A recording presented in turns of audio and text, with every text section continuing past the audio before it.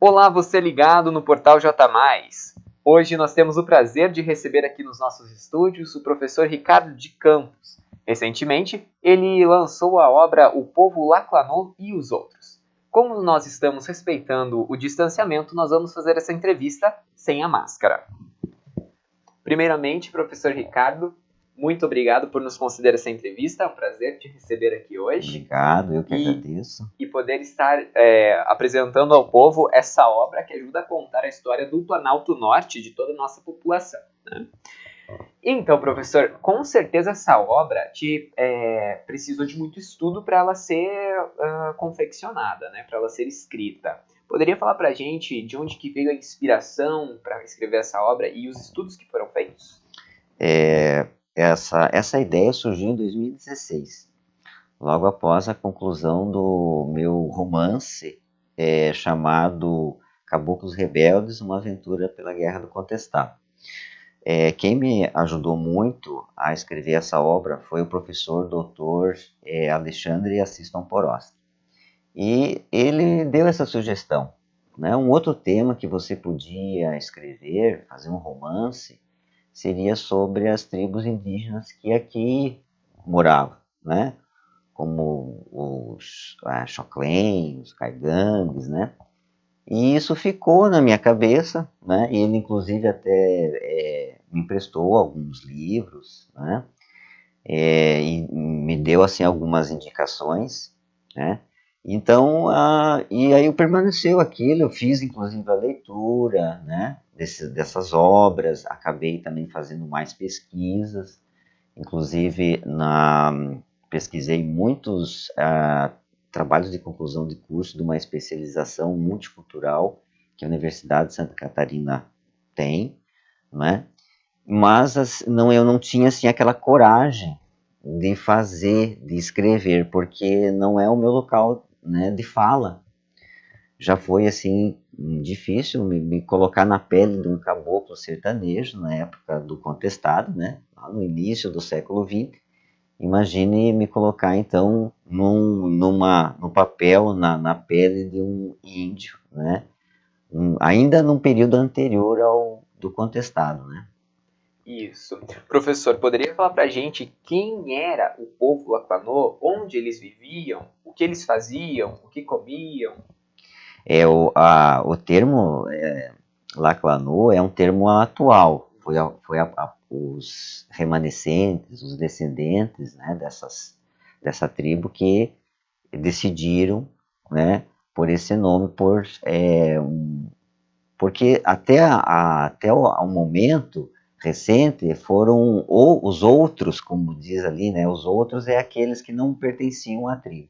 Eles chamavam os outros, que deram vários nomes a eles, como botocudos, né, porque isso foi dado pelos portugueses, depois os imigrantes, né, colonizadores, passaram a chamar eles de bugres, que é um termo pejorativo. É importante ressaltar isso, a questão da palavra bugre, porque para muitas pessoas bugre é uma palavra convencional, né? Mas é um termo pejorativo. É um termo pejorativo, né, que foi dado pelos europeus aos povos que não eram cristãos, né, então eram considerados inferiores a eles, né.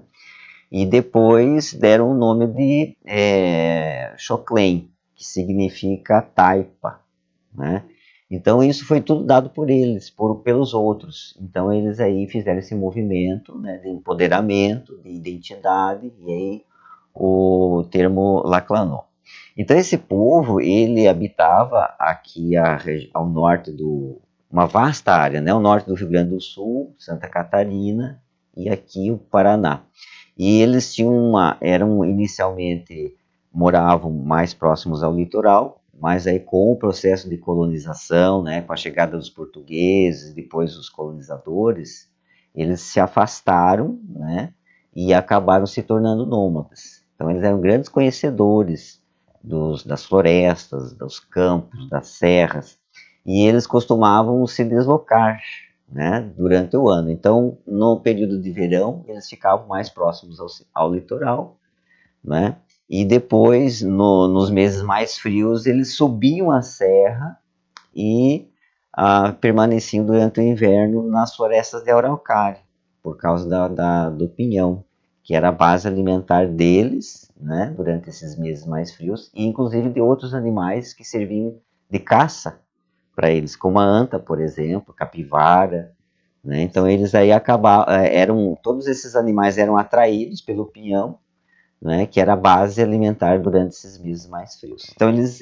perambulavam, né, por uma vasta área. Eles conheciam toda a região do estado.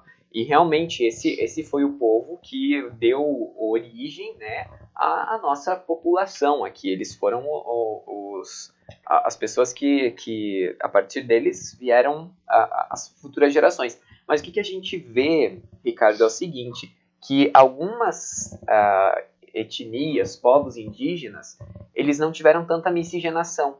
A gente consegue encontrar, por exemplo, descendentes próximos, pessoas que ainda são bem semelhantes aos ancestrais. Por que do povo Laclanô a gente ainda não tem tanto tão miscigenado o povo Laclanô? Por que isso é visto atualmente aqui? Na verdade, essa tribo foi uma das últimas que foi pacificada. Eles eram uma tribo de guerreiros. E eles eram hostis entre eles mesmos. Até um sociólogo americano, o Julie Henrys, que estudou, né, essa tribo, e até chamou de Kaigang, por engano, né? Mas ele afirmou assim, que eles tinham dentro da cultura dele uma hostilidade muito grande. Então, por exemplo, a questão da traição, né, eram às vezes questões que não terminavam.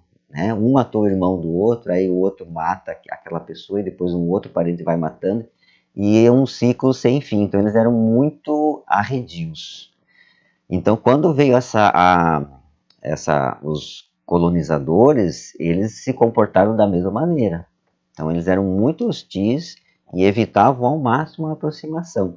Então até essa miscigenação, né, esse processo de integração, se deu mais tardiamente em comparação, por exemplo, aos caigangues. Os caigangues já eram mais pacíficos, mais amigáveis do que essa tribo. Por isso até essa invisibilidade maior, né? Essa falta de conhecimento até em relação a essa tribo, por causa desse perfil mais hostil, mais agressivo, que era até entre eles mesmos. Então eram famílias que sim, algumas famílias, eles viviam em pequenos grupos, né, de 15 até 50 pessoas no máximo, mas algumas eram aliadas, amigas, mas outras eram inimigas, por alguma questão de uma morte, de um assassinato, alguma coisa assim. Então eles eram bem reservados. Ao mesmo tempo que a gente vê que eles eram reservados, a gente pode encontrar descendentes do povo Laclanô atualmente?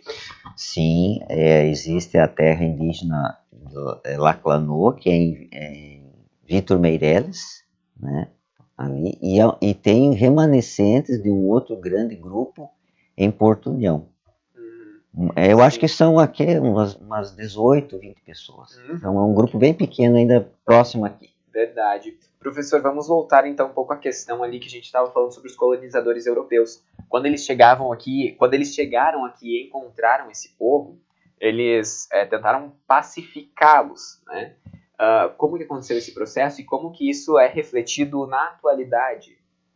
A princípio, eles receberam uma grande promessa, esses europeus, né?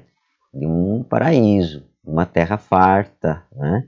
E quando chegaram, perceberam que já havia pessoas aqui morando, né? Que transitavam, que eram os nativos. E eles não gostaram nada disso, né? E aí eles pediram ajuda ao governo, né? E que inclusive até permitiu aos próprios colonizadores de organizar grupos de extermínio, que eram chamados bugreiros. Então os índios foram vistos, né, os Xoclen, o Laclanô, né, e os caigangues, como um problema que deveria ser resolvido pelo viés da violência, pelo extermínio. Então esses grupos de bugreiros eram, na verdade, especialistas, porque eles já eram, né, os caboclos, né, eles já eram grandes conhecedores da mata, ao contrário dos europeus, que, né, não conseguiam fazer essa perseguição a esses grupos indígenas que conheciam a mata como a palma da mão. Então esses bugreiros já não, eles já tinham esse conhecimento, e aí perseguiram e mataram muitos índios. Algumas vezes eles poupavam mulheres e crianças, que aí eram levados às vilas, né? Por exemplo, ali em Joinville, Blumenau, e eram colocados em orfanatos, essas crianças, e as mulheres eram como se fossem empregadas, assim, desses lugares, né? Então aí do orfanato, algumas eram adotadas pelas famílias de colonizadores. E isso a gente vê até hoje, né, professor? Porque é uma questão que, querendo ou não, ela está presente na sociedade atualmente, né? A maioria das pessoas que descendem dos Laclanô talvez podem nem saber que são descendentes desses povos, né? Eu, por exemplo, na minha família, tenho a minha avó, que ela, a mãe dela, minha bisavó, ela era bugre, que eu não sabia que bugre era pejorativo, e aprendi depois que tive contato com essa obra, né? E provavelmente a descendência dela vem dos Laclanô. E atualmente a gente consegue encontrar isso, professor, na sociedade? Ainda respondendo a tua pergunta anterior, né, Luiz, você falou aí do processo de pacificação. Esse aí foi o segundo momento. Foi um segundo momento por causa do apelo muito forte por alguns indianistas da época, inclusive por um doutor chamado Gensh, que ele acabou adotando a personagem, né, com o propósito de mostrar para a sociedade daquela época que era possível domesticar, que não eram animais, que eles tinham qualidades, tinham a inteligência, você veja, né, a ideia que era da época, né? Então ele quis provar que eram indivíduos capazes de ser ensinados, de ser socializados e conviver bem em sociedade. Então, a partir disso, desse apelo, o governo voltou atrás e organizou um serviço de proteção ao índio, SPC. E aí foi enviado para cá alguns integrantes desse serviço para montar postos de atração, que o objetivo era de atrair esses índios para que eles ficassem numa área fechada, uma reserva, e ali aprendessem as técnicas básicas de agricultura, de convivência, e para que eles ficassem, inclusive, protegidos dos grupos de extermínio formados pelos bugreiros, né? Então esse foi o propósito, né? Então aí é um segundo momento, já porque eles estavam praticamente prestes a serem extintos, realmente. Então foi uma ação, né, de umas pessoas muito influentes naquela época, que fizeram com que o governo repensasse, né, nessa política de extermínio e fizesse essa solução que trouxe efeitos colaterais, né? Com essa pacificação, eles acabaram, os índios, entrando em contato com o branco, e aí eles não tinham imunidade a doenças simples como a gripe, e acabou uma parcela desses índios nessas reservas morrendo por causa dessas doenças. Nossa, então praticamente foi um extermínio biológico. Também, Então aí os remanescentes acabaram permanecendo, assim, mas isso não foi um processo rápido. Eles ainda, as primeiras gerações, ainda tinham aquela característica nômade muito forte. Então eles queriam, em determinadas épocas, sair daquela reserva, transitar, né, como faziam os seus ancestrais, né? Então isso foi um processo, sim, muito lento, muito doloroso e demorado, até que eles se habituassem a ficar naquela reserva e aprender as técnicas agrícolas, né, que para eles não existia mais, né? Existiam essas técnicas, algumas apenas, né? Mas há muito tempo atrás, quando os seus descendentes os seus ancestrais habitavam no litoral, né? Sim, sim. Professor, vamos falar um pouquinho também sobre a história do romance, porque eu já li uma parte do livro e acho interessantíssima a maneira como é tratado esse assunto, né? É um romance que exemplifica toda a história. Ali a gente tem a personagem, a Coriclã, que ela é perseguida. Então aí a gente tem retratado exatamente como que aconteceu esse contato entre os povos nativos aqui da nossa região e os europeus, né? Dá uma pincelada aí no que esse romance pode nos trazer. Sim, então se trata de um romance histórico, ele é baseado em fatos reais, permeado por os fictícios, né?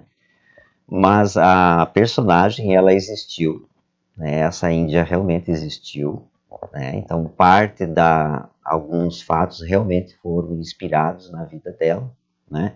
E o diferencial dessa obra é que ela é contada do ponto de vista do índio, no caso da menina, né? Da menina que depois se torna adolescente, né? Então é isso que foi o grande desafio, isso que foi o que mais me deixou assim angustiado, né, para escrever, receoso por causa dessa questão, né, que era do viés do índio. Então, se não fosse o apoio e a colaboração do meu coautor, né, que é o professor Dr. Nambla Gakran, essa obra não seria possível. Então, pela trajetória dessa personagem, é que o leitor então conhece primeiramente todos os aspectos culturais, né, como é que eles se vestiam, como moravam, né? Como é que eles faziam os acampamentos, né? Porque eles eram um povo nômade. Os ranchos, né? Que eles construíam. Como é que eles se deslocavam de uma região para outra. Como eles caçavam, né? As técnicas de caça, né? Para perseguir, encurralar uma onça, uma capivara, né? Por exemplo. E aí também conta a perseguição, essas disputas que eles tinham, né, entre as famílias, né, Laclanô, por território, por área de caça, por fontes de água, entre eles e entre outras tribos também. Então eles tinham essa vida, né, isso que é importante o leitor perceber, que eles tinham uma vida, né, e que aí de repente chega os colonizadores e quebra isso, e afeta, né? Então os colonizadores aí começam a se apropriar das fontes de água, de boas áreas de caça, e o povo Laclanô, como ele é muito arredio, fez o possível para evitar esses contatos, né? Então ele foi se afastando, chegando a um momento em que não tinha mais para onde ir. E aí começam os conflitos. Interessante também dizer que na obra mostra que a presença dos colonizadores transformou a vida deles. Por quê? Porque eles tiveram pela primeira vez o contato com o ferro. Porque eles estavam num estágio evolutivo anterior, né? Então eles eram um grupo humano que ainda não tinha descoberto o ferro. Então eles viram pela primeira vez um homem cortando a madeira com um machado. Sim. E para aquilo, quando eles viram pela primeira vez, causou um espanto, uma admiração enorme. Tanto é que quando eles faziam essas excursões, invadiam as casas dos colonizadores, eles não procuraram alimento, roupa, joias, ouro. Eles procuravam ferro, especialmente os facões, facas, machado. E aí eles se apropriaram disso.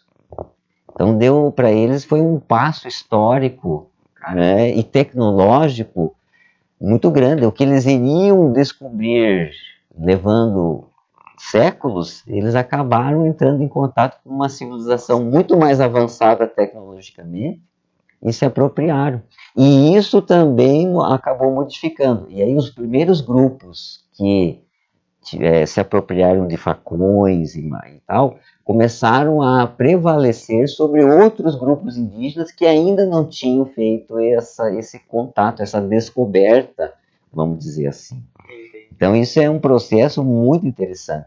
E eles levavam tudo que era de ferro, por exemplo, a fechadura, adereços. E aí eles passavam meses e meses amolando a frio, porque eles não sabiam as técnicas de derretimento do metal, né? A questão de aquecer para amolecer. Então eles faziam a frio, né? Ficavam lascando aquele ferro até fazer pontas ou outra coisa que fosse útil para eles, nas flechas, né? Nas lanças. Né? Então para eles que já eram conhecedores e tinham um conhecimento, por exemplo, da mata, né, da agricultura, esse contato com o ferro foi uma revolução. Uma revolução. Né? Foi uma revolução. Então aí isso despertou a raiva dos colonizadores, né? Porque viam esses índios, né, como ladrões, né, como bandidos que queriam roubar as ferramentas deles, né? Mas foi uma reação natural, né?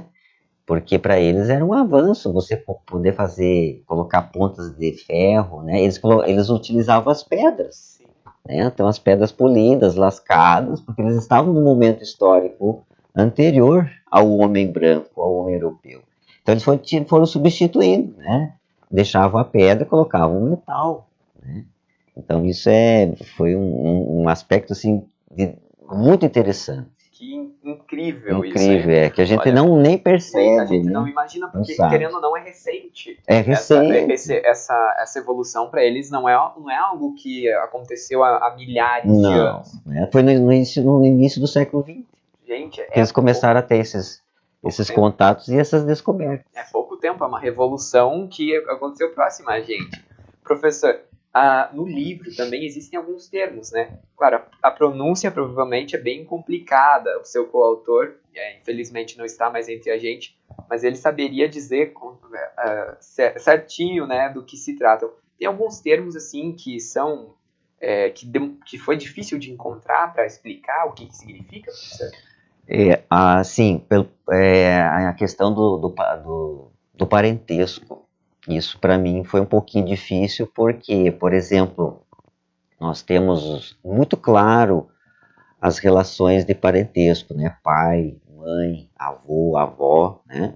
Para eles não é muito claro isso. Não, por exemplo, a avó pode ser qualquer pessoa, qualquer mulher mais velha, né? Então eles têm um termo para isso. Então é para qualquer mulher mais velha que tem uma relação comigo. Olha. Qualquer mulher, né, que tenha uma relação de carinho, de atenção, que faça o papel de avó, eu passo a chamá-la com aquele termo. Então isso eu tive que conversar com o Namblá para entender, porque eu dizia, mas eles não, né? Eu posso colocar a avó aqui? Aí ele disse, pode, mas nós não temos especificamente como vocês entendem, nós entendemos, né? Os não índios. E aí eu tive que fazer uma nota de rodapé esclarecendo, que é como, né, o avô também é assim. Acredito que seja assim também para pai, mãe, qualquer pessoa que passe a cuidar de mim, né? Eu passo a chamá-lo disso. Por quê? Porque eles tinham os núcleos, a família que eles entendem é diferente da nossa. Porque, imagine nós vivendo num grupo de 50 pessoas. Então, as crianças, os bebês, eles, claro, eram cuidados pelos pais, mas eram cuidados também pelos tios, pelos amigos. Então, aquela criança circulava pelas diferentes famílias e todo mundo cuidava. O mais velho cuidava do mais novo. Então, essa relação exclusiva de pai e mãe não era muito clara para eles. Então o pai podia ser você, se você cuidava dessa criança, né? E eles tinham muito claro isso. Eles tinham um carinho muito grande pelos filhos, mas não necessariamente tinha que ser o meu filho. Qualquer criança que circulasse, eu dava atenção, eu dava carinho. Sim. Né? Então isso veja que bonito, né? É uma Realmente. relação muito forte de amor entre todos aqueles membros. Mas os outros não. Os outros aí eram, a princípio, inimigos. Assim como diz no título, né? É. Então tá aí, gente. O Povo Laclanô e os Outros. Um livro muito bom, muito bem escrito, muito bonito, uma ilustração muito bacana. Escrito então pelo Ricardo de Campos e o Namblá Gacran. Ricardo, onde que eu posso adquirir esse livro? Nas principais livrarias, né, online, como a Estante Virtual, né? Temos aí também a Amazon, pode ser adquirido. No próprio site do Clube de Autores também, né? A versão impressa do livro, né? Sim, até um fato interessante, antes de nós darmos a conclusão da nossa entrevista, é sobre o livro. Ele iria ser escrito em Laclanô também, né? Laclanô é um idioma também? Isso, exatamente, a língua Laclanô. O projeto era, né, posterior, era fazer uma versão, né, em Laclanô para a comunidade Laclanô. Sim. Né? Então era o Namblá, né, ele tinha assim um objetivo muito claro, ele sempre foi um defensor da cultura do povo dele, né? Então ele viu isso como uma oportunidade também para que as novas gerações, né, dessa etnia tivessem esse contato, porque esse esquecimento também vai acontecendo entre eles, né? Muitos jovens indígenas acabam não falando já muito bem o idioma, né, dos seus ancestrais, e isso é um processo que acontece. Né? Então ele, como era um grande defensor da cultura, dos hábitos, né, das crenças, e inclusive do idioma, ele queria muito fazer isso. Mas a gente vai, né, se tivermos sorte, encontrar uma outra pessoa da reserva que faça, né, Com faça certeza. esse projeto. E vai ser importantíssimo para assinar na história do estado e da região que nós tivemos ancestrais, né? E que Exato. eles podem estar presentes na nossa sociedade atualmente. Ricardo, muito obrigado pela sua entrevista. Eu que agradeço a Sucesso oportunidade. com o lançamento do livro. E sempre que precisar, né, os microfones do J+, estão sempre à disposição. Muito obrigado, Luiz.